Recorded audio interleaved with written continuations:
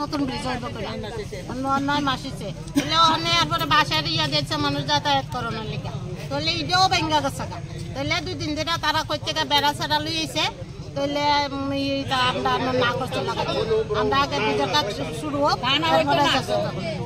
কোন গ্রামের আপনারা লোক আমরা রায়পাশা কত ফ্যামিলি আছে এখানে ট্রাইবাল বাঙালি মিললে 1200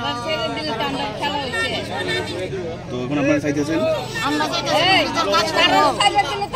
আমরা বলছি যে একদম ভাঙা রাখতে হবে না বাসায় সবাই লোকে কথা কইছে কে কইছে এটা গৌতম নিয়ে রাখছে কতদিন ধরে এই অবস্থা 9 মাস চলছে এখন আমরা অনেক ফুলাফান কইরা দুঃখ পাইতাছে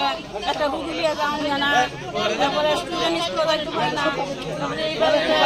এই বাসার একটা বিপদের মধ্যে পুরো ভাঙা এটা কি এডিসি এলাকা অনেক অপেক্ষা করছি আমরা পড়াশোনা হই না আমরা কোন গ্রামের লোক আপনারা আমরা রায়পাশা কত ফ্যামিলি আছে